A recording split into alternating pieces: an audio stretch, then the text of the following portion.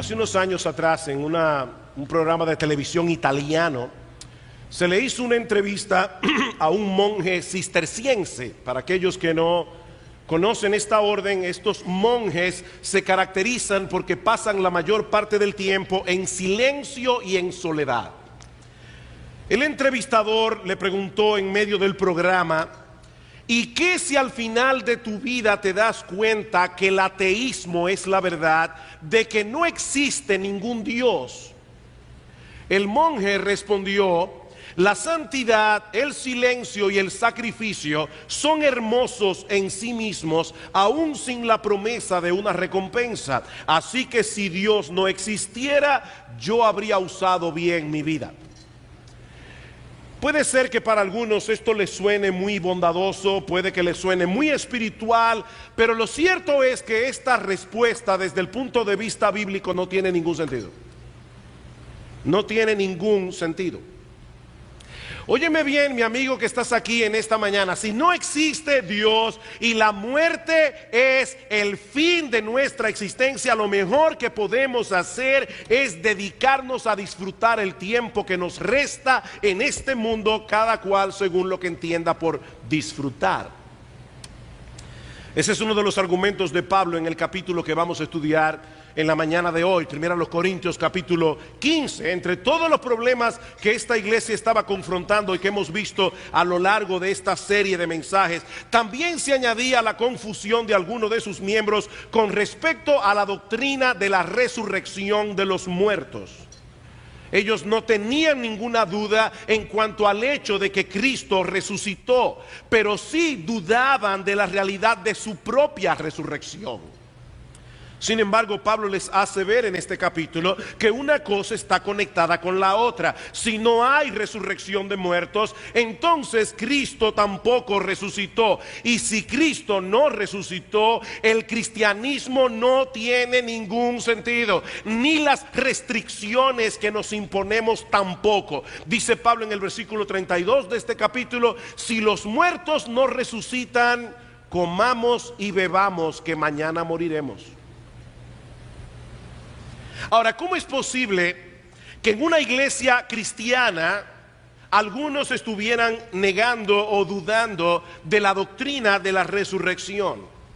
Bueno, la respuesta probablemente debemos buscarla en el trasfondo cultural de muchos de los miembros de esta iglesia. Debido a la influencia de filósofos como Platón, que vivió 5 siglos antes del apóstol Pablo, los griegos creían que el cuerpo físico, el cuerpo material, era inherentemente malo y que la muerte era una especie de liberación para el alma. Y debo decir en ese sentido que muchos de los místicos del siglo de oro, muchos de los místicos españoles del siglo de oro, tenían esta fuerte influencia platónica, como este conocidísimo verso de Teresa de Jesús: ay, qué larga es esta vida, qué duros estos destierros, esta cárcel, estos hierros en que el alma está metida. Solo esperar la salida, decía ella, me causa dolor tan fiero que muero porque no muero.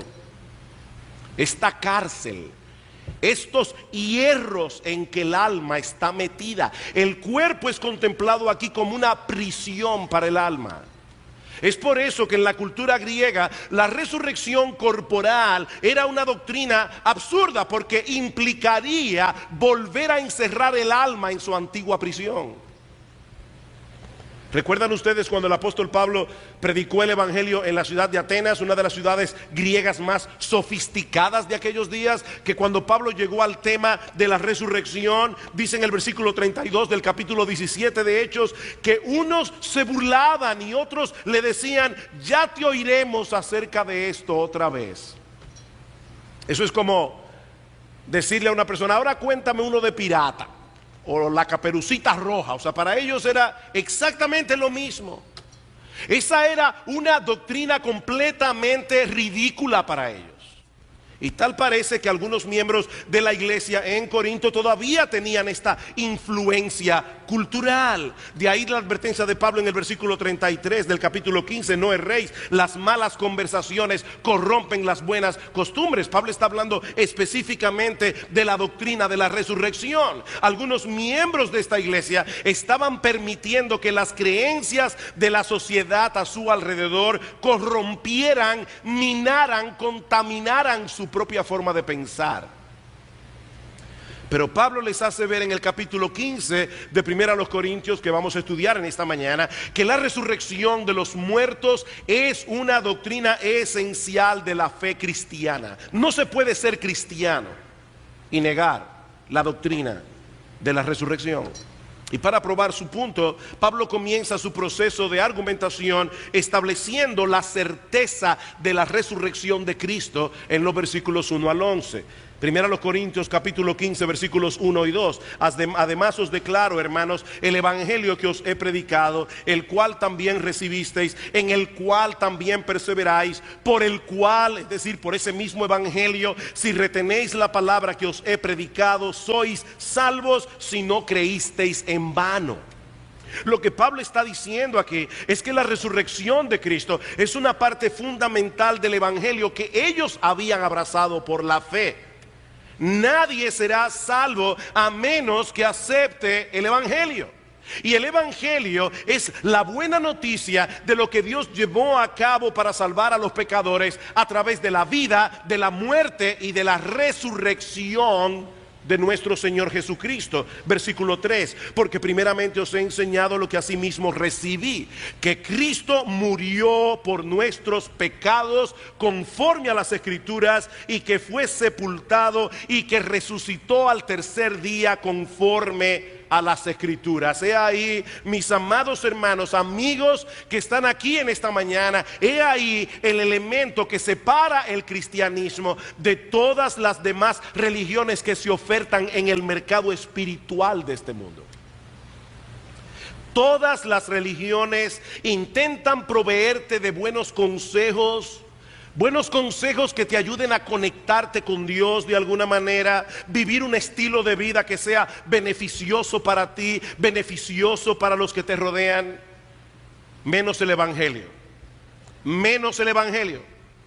El cristianismo es el anuncio de algo que ya Dios hizo en la historia a favor de hombres y mujeres que de ninguna manera hubiesen podido acercarse a Él en sus propios méritos ni usando su propia metodología. Así que el evangelio no es un consejo, el evangelio es un anuncio, el evangelio es una noticia. Ya Dios hizo algo en un punto particular de la historia a través de la persona de Cristo, que siendo Dios se hizo hombre para vivir una vida de obediencia perfecta a la ley moral de Dios, y luego murió en una cruz en lugar de todos aquellos que violaron esa ley en incontables ocasiones y a quienes Él vino a salvar, es decir, a ti y a mí. En palabras más sencillas, Cristo vino al mundo no a darnos un ejemplo, como dicen algunos, para mostrarnos la grandeza del amor de Dios. Y definitivamente Cristo nos dejó un ejemplo de vida. Definitivamente en Cristo, como en ningún otro lugar, nosotros vemos claramente el amor extraordinario de Dios. Pero Cristo vino al mundo, mis amados hermanos, a hacer un cambio de expediente.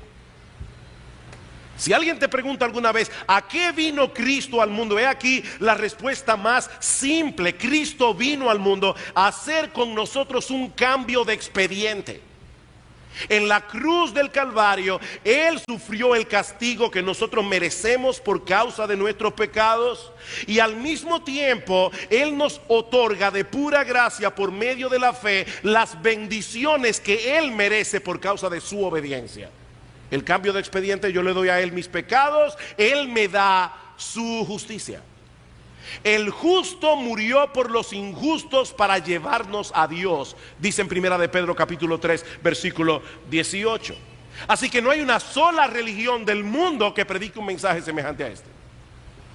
Óyeme bien, mi amigo, si tú eres de los que han comprado, y sobre todo a través de la internet que hay mucha basura, si tú eres de los que han comprado la mentira de que el cristianismo se parece a muchas religiones que hay en el mercado religioso del mundo, yo te estoy diciendo en esta mañana que eso no es así. El cristianismo no se parece a nada, a ninguna otra religión de invención humana.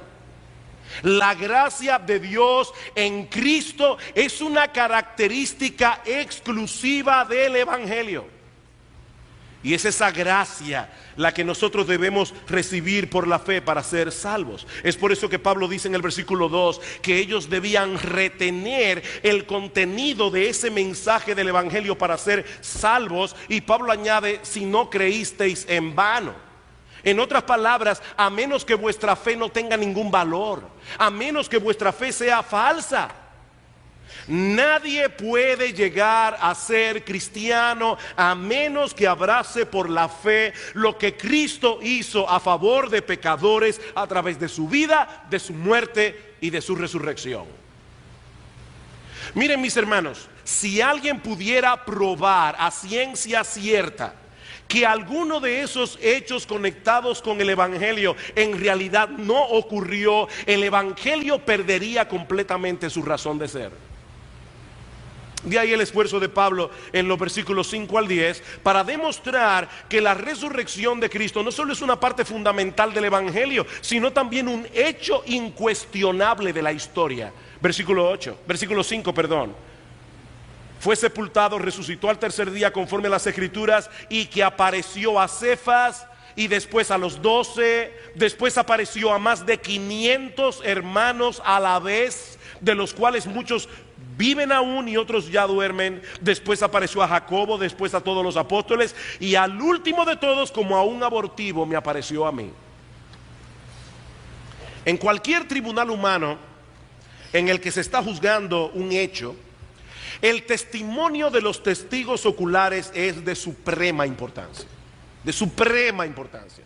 Sobre todo cuando puede constatarse que se trata de personas con un sano equilibrio mental, de una integridad probada y cuyo testimonio puede corroborarse con otros testimonios.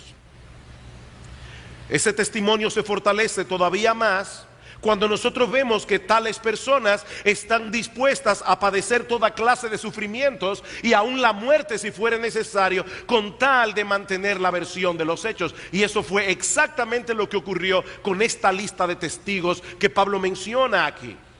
Si a todo esto añadimos el hecho de que los opositores del cristianismo nunca pudieron presentar el cadáver de Cristo para desmentir a los apóstoles, si a eso añadimos que su tumba está vacía, a pesar de que había estado fuertemente custodiada por una guardia romana, entonces no habría ninguna duda en ese tribunal para fallar a favor del hecho histórico de que Cristo resucitó.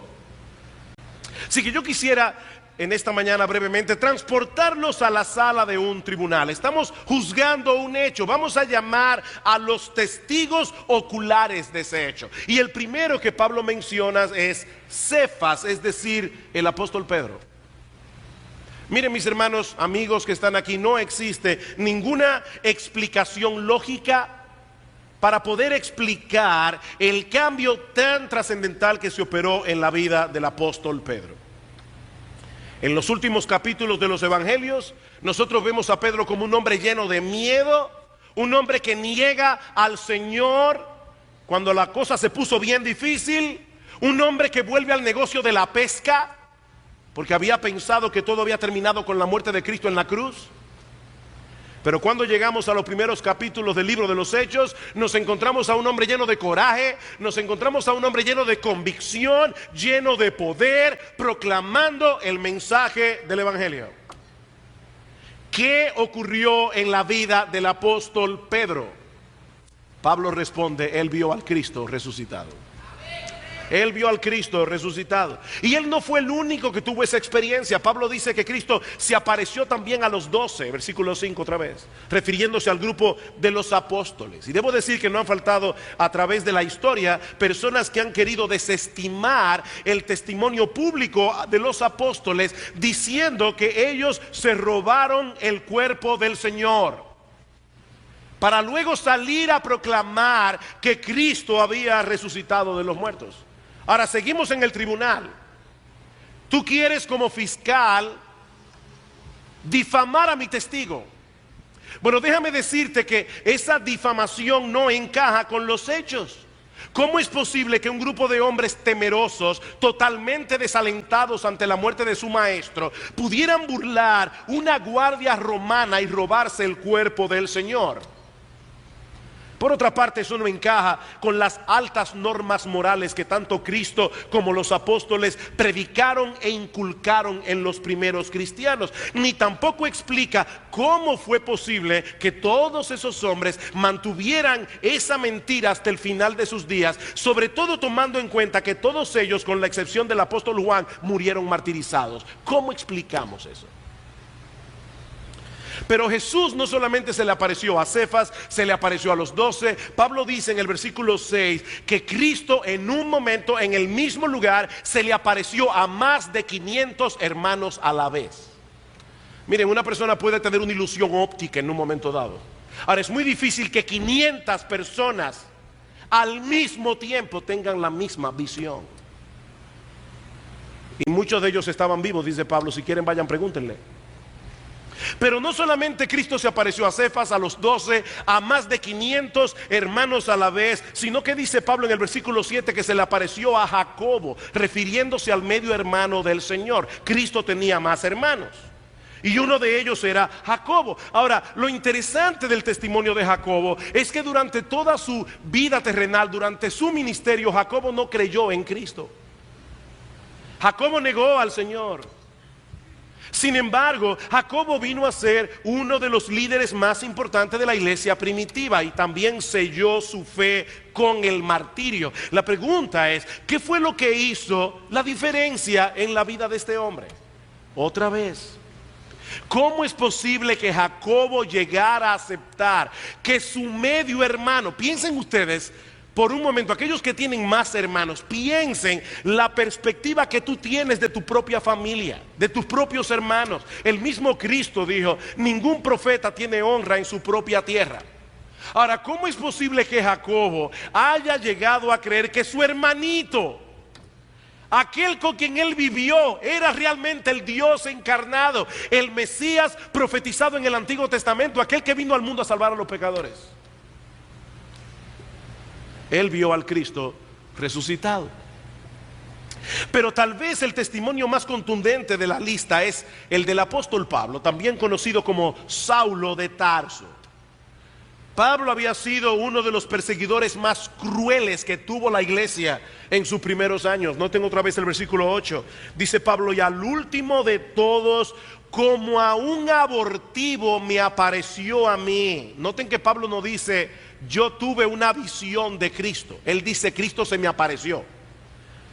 Porque yo soy el más pequeño de los apóstoles, que no soy digno de ser llamado apóstol, porque perseguí a la iglesia del Señor. En Hechos nosotros vemos que Pablo llegó a forzar a los cristianos para que maldijeran el nombre de Cristo. La pregunta es, ¿cuál fue la experiencia que tuvo Saulo de Tarso para llegar a convertirse en el más grande misionero que ha tenido la iglesia? Él responde esa pregunta en Hechos capítulo 9. Pablo dice que yendo camino a Damasco vio un resplandor de luz del cielo y oyó una voz que le decía, Saulo, Saulo, ¿por qué tú me persigues? Dura cosa te es dar coces contra el aguijón. Pablo, ¿tú no te das cuenta que el hecho de perseguir a la iglesia es perseguirme a mí, y que perseguirme a mí es un mal negocio? Tú le estás dando patadas a un aguijón. A final de cuentas, Pablo, tú no le estás haciendo daño al cristianismo, eres tú el que te estás haciendo daño a ti. Y Pablo le pregunta, ¿quién eres, Señor? Y la voz del cielo le dice, yo soy Jesús a quien tú persigues. Yo soy Jesús, a quien tú persigues. Y si van a Hechos capítulo 9 versículo 20, van a ver que allí dice: y enseguida Pablo predicaba a Cristo crucificado. Pablo vio al Cristo resucitado. He aquí algunas de las evidencias de la resurrección. Un hecho que los corintios aceptaban como bueno y válido. Noten el versículo 11: porque o sea yo, o sean ellos, así predicamos que Cristo resucitó, y así habéis creído. Ellos creían en la resurrección de Cristo. Sin embargo, a pesar de esto, algunos en la iglesia en Corinto negaban la doctrina de la resurrección de los muertos. Por lo que Pablo ahora pasa a hacerles ver su inconsistencia en los versículos 12 al 19. Ya vimos la certeza de la resurrección de Cristo. Veamos ahora en segundo lugar las consecuencias de negar la resurrección.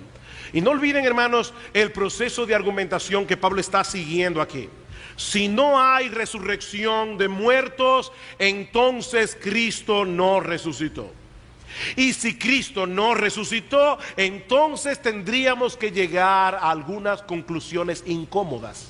Versículo 12: pero si se predica de Cristo que resucitó de los muertos, ¿cómo dicen algunos entre vosotros que no hay resurrección de muertos? Porque si no hay resurrección de muertos, tampoco Cristo resucitó. ¿Y cuáles serían las implicaciones si negáramos la resurrección de Cristo? Bueno, Pablo dice en primer lugar que la predicación del evangelio no tendría ningún valor, ni tampoco el hecho de que creamos en él. Versículo 14: y si Cristo no resucitó, vana es nuestra predicación, vana es también vuestra fe.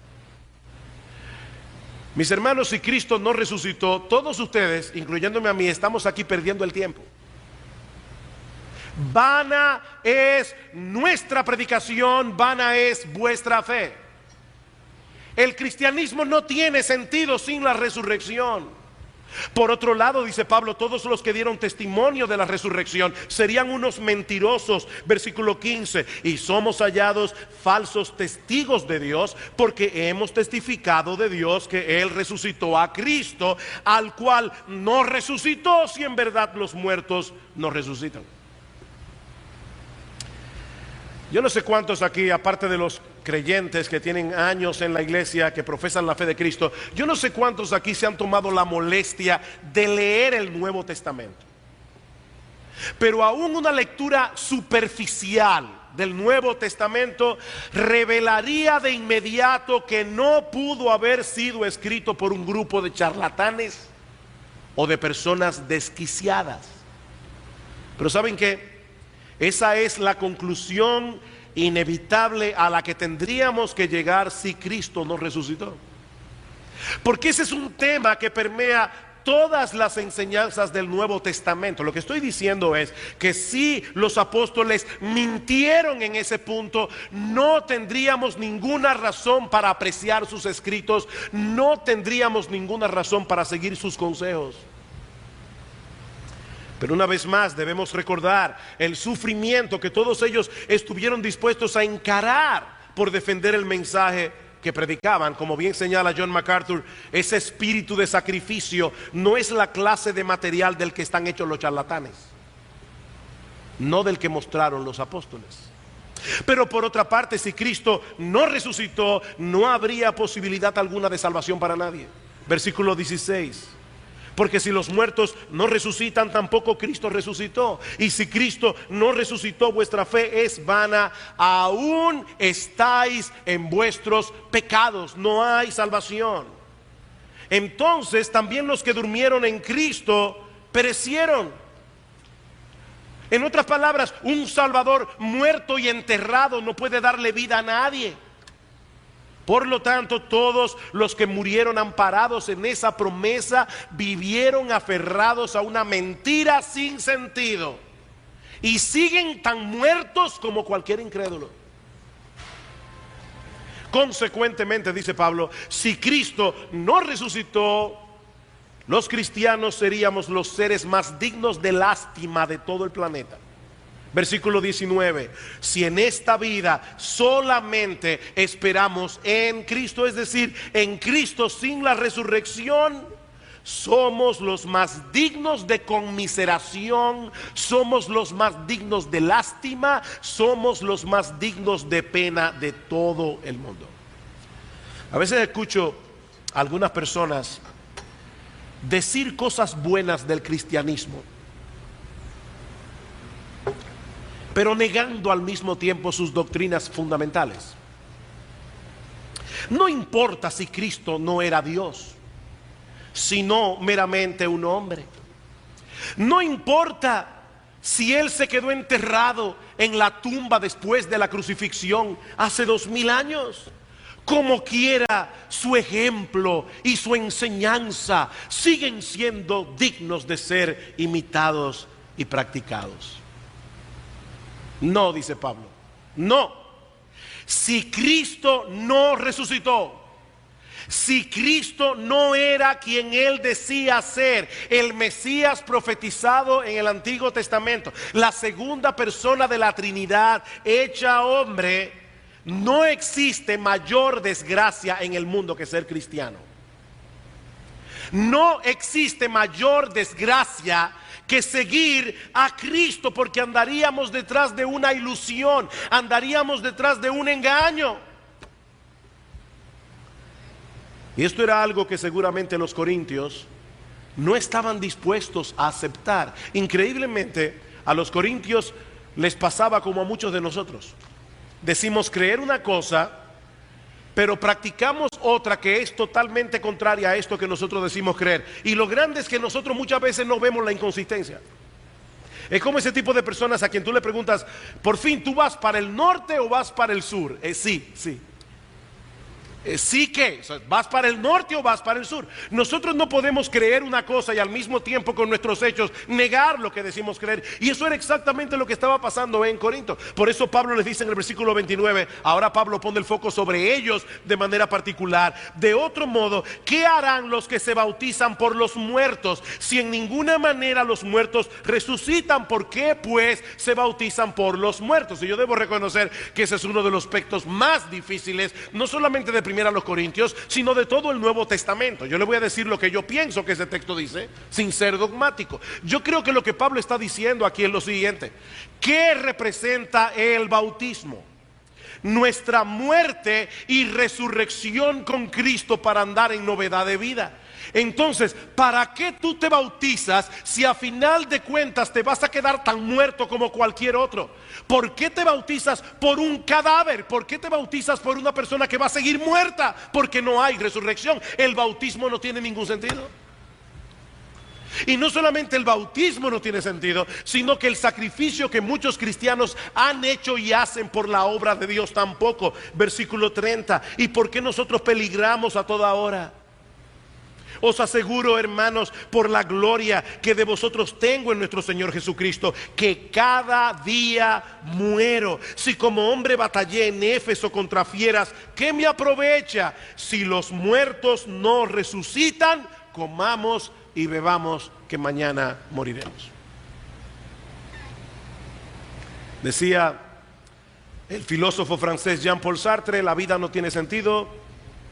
La muerte termina con la existencia humana. Por lo tanto, lo mejor que tú puedes hacer es tratar de darle sentido a tu vida en cada instante. Cada cual según como mejor le parezca. Miren, mis hermanos, si la muerte es el fin de la existencia, no tiene caso restringir nuestros deseos. Bueno, pastor, pero esas personas que son altruistas y tratan de hacerle bien a los demás, ¿y quién ha establecido que hacerle bien a los demás es mejor que hacerles mal? Si nosotros estamos aquí por un puro accidente, ¿quién estableció la regla de juego? ¿Quién establece lo que es mejor o lo que es peor? Por eso a nosotros nos espanta cuando Jean-Paul Sartre, el filósofo que acabo de citar, él decía en uno de sus libros: si tú estás manejando tu vehículo por la carretera y de repente encuentras a una persona que te pide que lo lleves y tú le quieres dar sentido a tu vida en ese momento, haciéndole el favor, está bien. Pero si también quieres darle sentido a tu vida tirándole el carro encima y matándole, es lo mismo. Es que nada tiene sentido, dice Sartre. ¿Te espanta eso? Esa es la consecuencia de no creer en Cristo y en la resurrección. Tú puedes restringirte de algunas cosas por un motivo netamente egoísta, como esas personas que comen bien para tener una mejor calidad de vida. Eso todavía es posible. Por eso decían algunos filósofos de la Grecia antigua que se dieron cuenta que vivir para el placer era un problema. Porque si vives para el placer, probablemente vas a terminar dañando tu cuerpo. Y cuando comiences a sufrir las consecuencias de haber abusado de tu cuerpo, eso no será ningún bien para ti. Por eso ellos decían, no busques el placer máximo, busca el placer óptimo. O sea, un individuo que se da una borrachera, al otro día sufrirá las consecuencias. Bueno, estos griegos decían, entonces no te emborraches. Pero no por la gloria de Dios, no porque hay una vida futura. No te emborraches para que tengas una mejor calidad de vida. Bueno, eso es a lo más que nosotros podemos llevar nuestra vida si Cristo no resucitó. Pero ¿saben qué? Cristo resucitó. Cristo resucitó. Y eso cambia por completo el panorama, como Pablo pasa a demostrar a partir del versículo 20. ¿Saben por qué? Porque eso garantiza nuestra propia resurrección. Hemos visto ya la certeza de la resurrección de Cristo. Hemos visto las consecuencias de negar la resurrección. Veamos ahora, en tercer lugar, la garantía de nuestra propia resurrección. Versículo 20. Mas ahora Cristo ha resucitado de los muertos. Primicias de los que durmieron es hecho. Porque por cuanto la muerte entró por un hombre, también por un hombre la resurrección de los muertos. Porque así como en Adán todos mueren, también en Cristo todos serán vivificados. Este es un pasaje bastante complejo, hasta el versículo 18. Pero lo que Pablo dice aquí básicamente es esto: la resurrección de Cristo son las primicias. La resurrección de Cristo es un anticipo. Usted sabe lo que es un anticipo, ¿verdad? Cuando a usted le dan algo diciéndole el resto viene seguro. Bueno, Cristo resucitó. Y Él es el anticipo de nuestra propia resurrección. Él es la garantía de que también algún día nosotros seremos levantados de los muertos. Pablo dice, así como todos fuimos afectados en la caída de Adán, en Adán todos mueren porque todos participamos de esa misma rebelión contra Dios. Así también todos los que han creído en Cristo participarán de la resurrección de vida. ¿Saben por qué? Porque ya no tenemos cuentas pendientes en el tribunal de Dios. La muerte, versículo 21, entró por un hombre, y también por un hombre la resurrección de los muertos. Porque en Adán todos mueren, y así también en Cristo todos serán vivificados. ¿Cuándo será eso? En la segunda venida de Cristo, dice Pablo en el versículo 23. Pero cada uno en su debido orden. Cristo las primicias, luego los que son de Cristo en su venida. En este momento el Señor Jesucristo está reinando a la diestra de Dios el Padre, pero todavía quedan enemigos por conquistar, dice Pablo, versículo 25, porque preciso es que Él reine hasta que haya puesto a todos sus enemigos por estrado de sus pies. ¿Tú sabías, mi amado hermano, que cuando tú te convertiste al Señor, tú eras un enemigo de Cristo a quien Él conquistó? No para hacerte mal, sino para hacerte bien. Bueno, todavía hay muchos por conquistar. Y dice Pablo, preciso es que Él reine hasta que haya puesto a todos sus enemigos por debajo de sus pies, y el postrer enemigo que será destruido es la muerte. ¿Cuándo será destruida la muerte?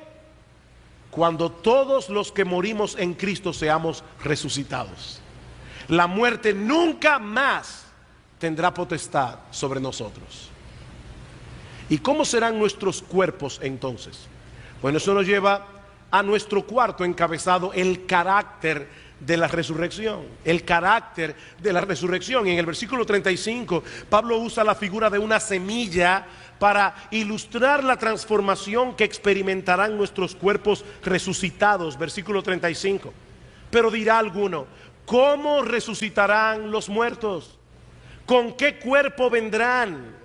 Necio, lo que tú siembras no se vivifica si no muere antes, y lo que siembras no es el cuerpo que ha de salir, sino el grano desnudo, ya sea de trigo o de otro grano. En palabras más sencillas, la semilla no fructifica a menos que muera. ¿Alguna vez has sembrado un árbol? La semilla tiene que podrirse para que de ella pueda salir vida.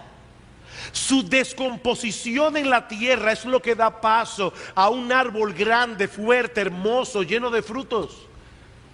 Pues lo mismo ocurrirá con el cuerpo de los creyentes.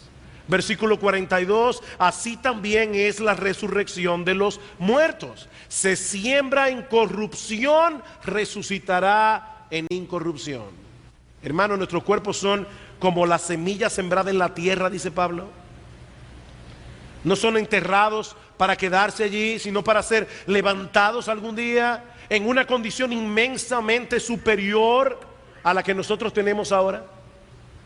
Y para que nadie se haga esperanza, una esperanza incierta y no segura, debo decirte que en la resurrección tú vas a salir con tu mismo cuerpo.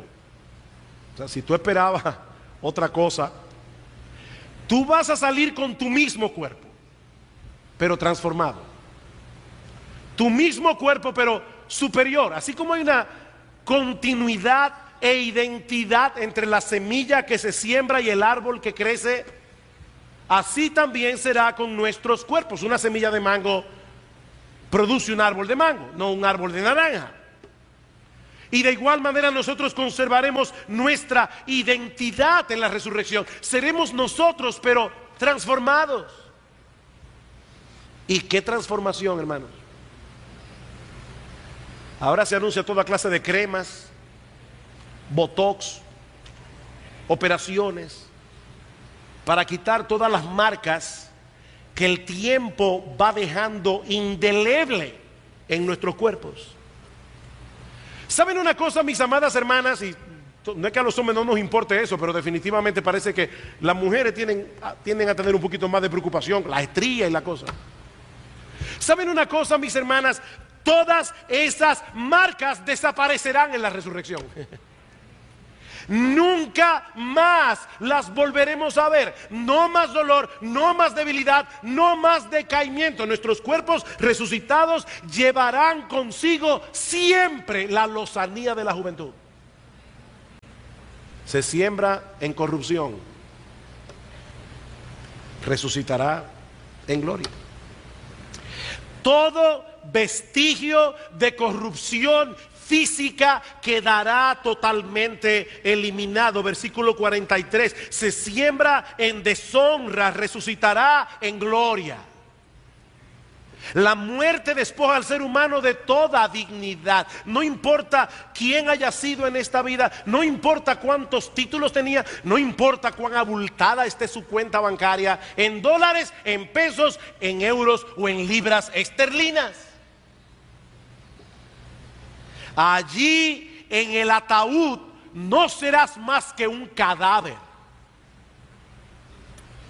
Un cadáver despojado ya del efímero atractivo que pudiste tener en esta vida. Como dijo el poeta inglés Thomas Gray, las sendas de gloria terminan todas en la tumba. Las sendas de gloria terminan todas en la tumba. Pero este cuerpo que es enterrado en vergüenza, en debilidad, en deshonra, dice Pablo, resucitará en gloria. De alguna manera que ahora nosotros no comprendemos del todo, mis amados hermanos, nuestros cuerpos reflejarán el brillo de la gloria de nuestro Señor Jesucristo. Compartiremos su gloria, su gloria. Es a eso que se refiere el Señor cuando dice en Mateo capítulo 13 versículo 43 que en la resurrección los justos resplandecerán como el sol en el reino de nuestro Padre.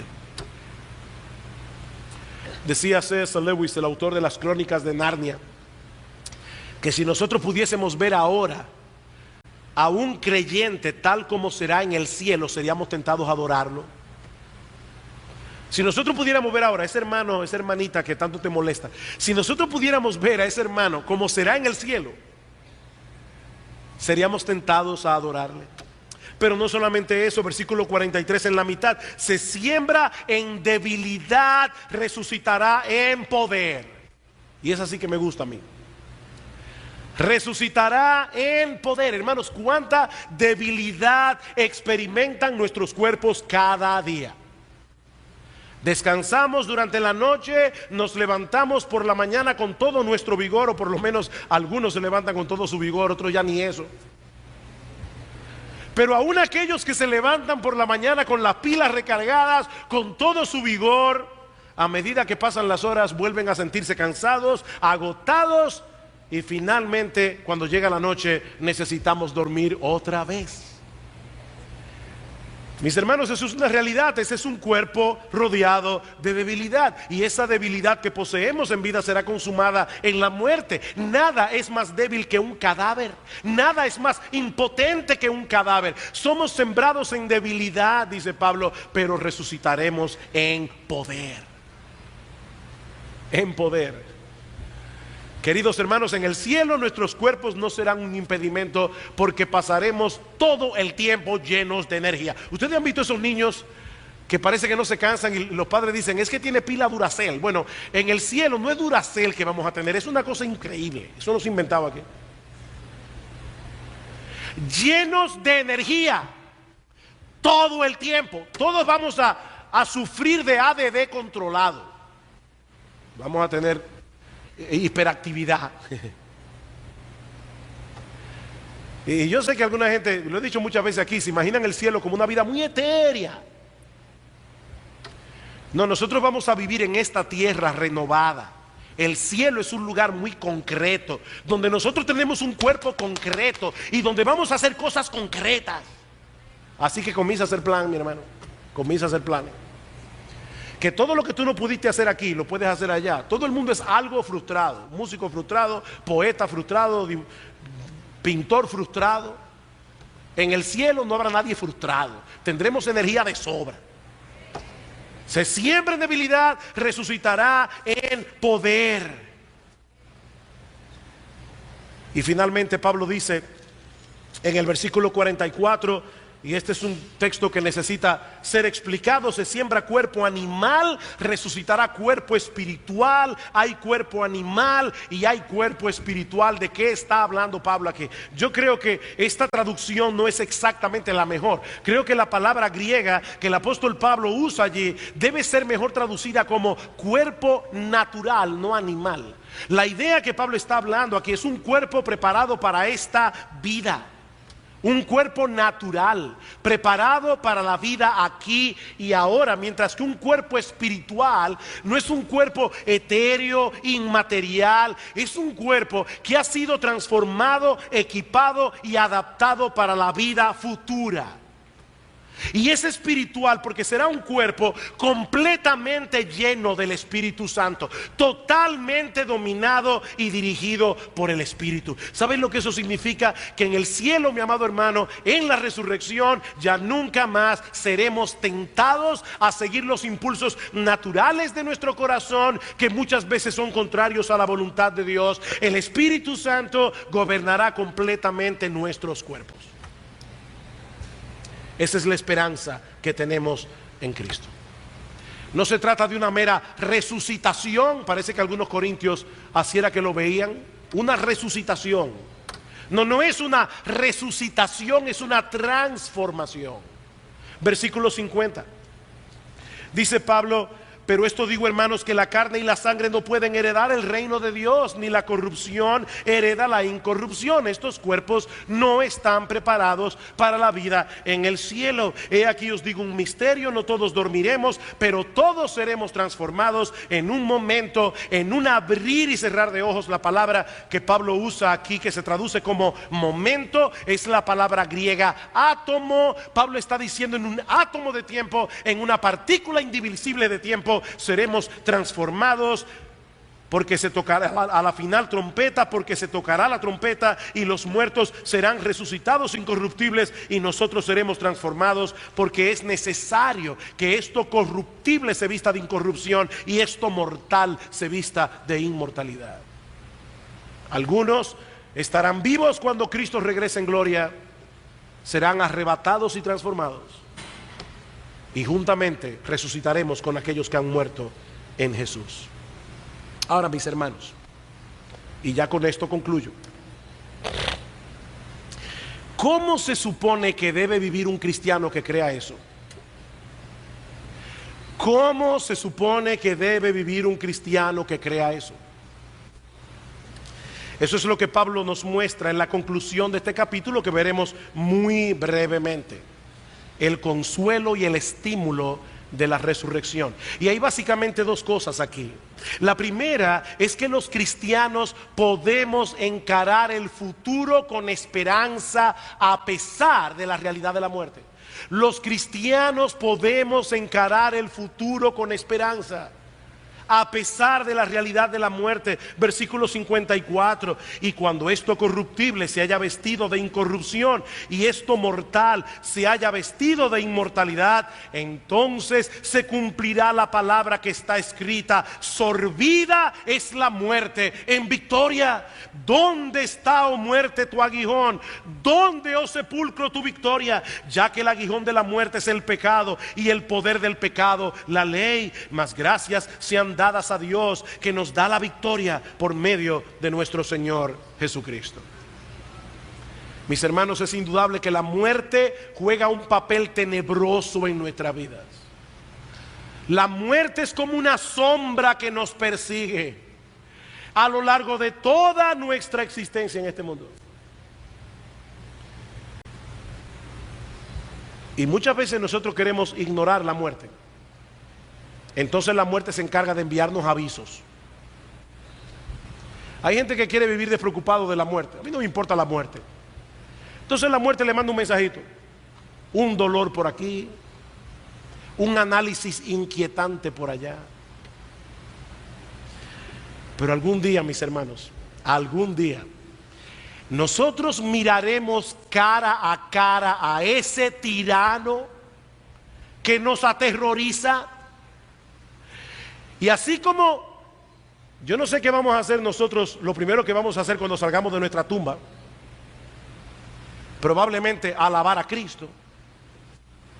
Pero probablemente lo segundo que vamos a hacer en aquel día es mirar al cementerio, ver nuestra tumba vacía y decir con un grito de júbilo: ¿dónde está, oh muerte, tu aguijón?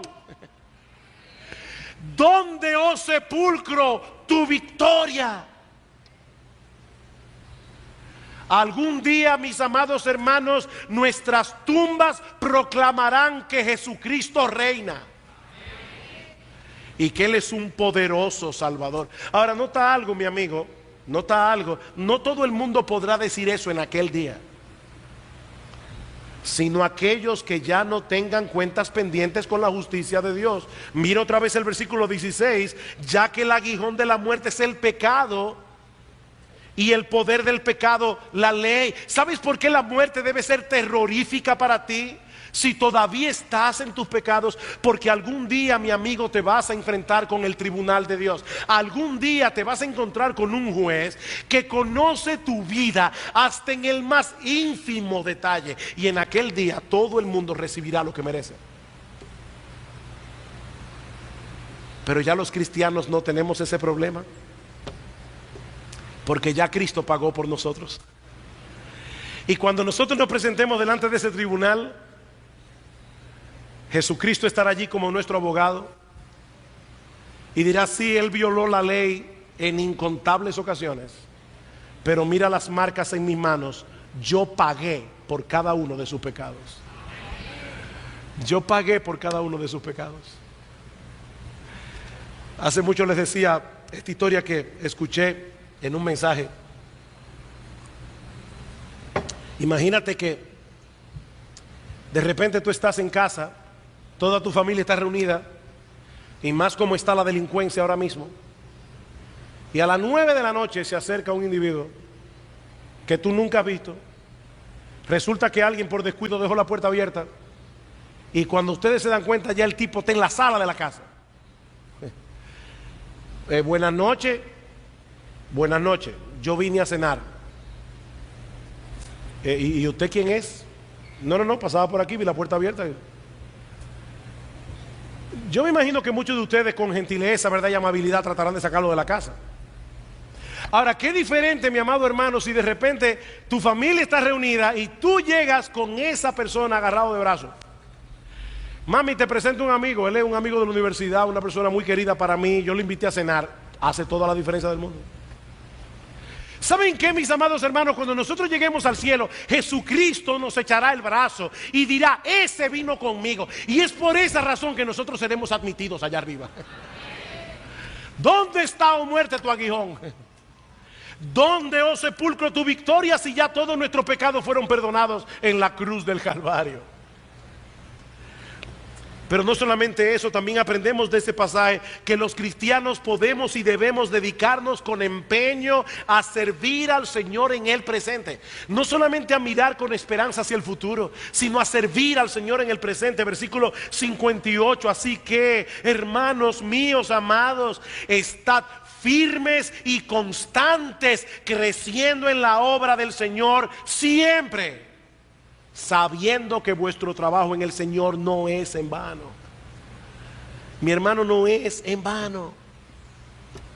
No solo podemos mirar hacia el futuro con esperanza, debemos permanecer firmes y constantes aquí y ahora, dedicados en cuerpo y alma a servir al Señor, sabiendo que el trabajo que hacemos para Él no es en vano. Sí, negar la resurrección tiene sus consecuencias, pero ¿saben qué? Creer en la resurrección también la tiene. Creer en la resurrección también la tiene. Mi amado hermano, mi amada hermana, reflejas en tu vida que tú crees en la resurrección. Tú crees en la resurrección. ¿Tú crees que esta vida es breve? ¿Tú crees que realmente lo único que vale la pena es aquello que hacemos para Cristo, para la gloria de Cristo, para la expansión de su reino? ¿Tú crees eso? ¿Estás creciendo en la obra del Señor? ¿Estás poniendo tus dones, tus energías, tu dinero al servicio del reino? Sirviendo a otros en la iglesia, en el mundo, con tus ojos puestos en la segunda venida de nuestro glorioso Señor y Salvador Jesucristo. Oh, que Dios abra nuestro entendimiento en este día, para que seamos consecuentes con la fe que profesamos, y que sea evidente que todos y cada uno de los miembros de Iglesia Bíblica del Señor Jesucristo realmente cree en la doctrina de la resurrección de los muertos. Alabado sea Cristo. Alabado sea nuestro Salvador.